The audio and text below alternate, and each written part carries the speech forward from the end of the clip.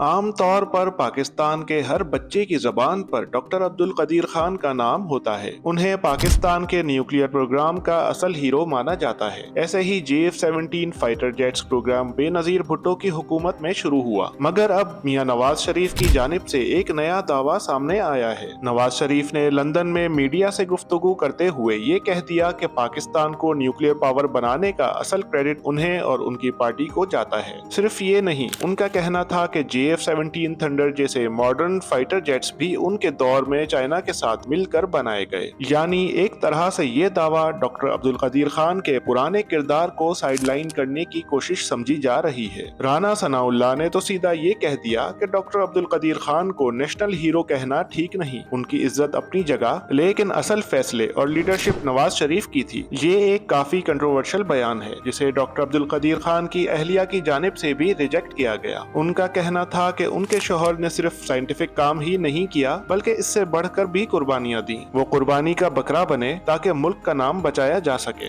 और परवेज मुशर्रफ ने उनसे जो वादे किए थे वो भी ना निभा पाए। लेकिन नवाज शरीफ का नैरेटिव कुछ और कह रहा है। उनका कहना है कि 1998 में जब दुनिया प्रेशर डाल रही थी, उस वक्त पाकिस्तान ने न्यूक्लियर टेस्ट किए और ये उनका बोल्ड डिसीजन था। उस वक्त की हुकूमत यानी PMLN ने मुल्क को एक एटॉमिक पावर बनाया और इसी दौर में JF-17 थंडर प्रोजेक्ट भी चाइना के साथ इनिशिएट हुआ, जो आज पाकिस्तान की फिजाई ताकत का निशान है। सिर्फ मिलिट्री अचीवमेंट्स नहीं, नवाज शरीफ ने अपनी इकोनॉमिक परफॉर्मेंस को भी हाईलाइट किया। कहते हैं उनके दौर में डॉलर स्टेबल था, ग्रोथ रेट 7% तक पहुंच गया था और मुल्क में मोटरवे, डैम्स और पावर प्लांट्स तेजी से बनाए जा रहे थे। उनका कहना था कि लोग वोट काम को देते हैं, सिर्फ सियासत को नहीं। उन्होंने ये भी कहा कि मिसाइल टेक्नोलॉजी भी PMLN के दौर में इंट्रोड्यूस हुई, यानी कि हर सेक्टर में पार्टी ने मुल्क का फायदा सोचा। लंदन में मीडिया से बात करते हुए उनका कहना था कि हमने मुल्क के लिए हर सेक्टर में तरक्की की, चाहे वो अस्करी हो या माशी। ये भी कहा गया कि PTI के दौर में मुल्क की सूरत हाल बिगड़ी और अब PMLN उसे वापस स्टेबिलिटी की तरफ ले जा रही है। नवाज शरीफ का ये भी कहना था कि समरियाल का हालिया इलेक्शन जीतना साबित करता है कि अवाम को डेवलपमेंट पसंद है, नफरत की सियासत नहीं। मगर सवाल ये उठता है, क्या इतनी आसानी से तारीख दोबारा लिखी जा सकती है? क्या न्यूक्लियर प्रोग्राम का असल किरदार डॉक्टर अब्दुल कदीर खान और जुल्फिकार अली भुट्टो थे,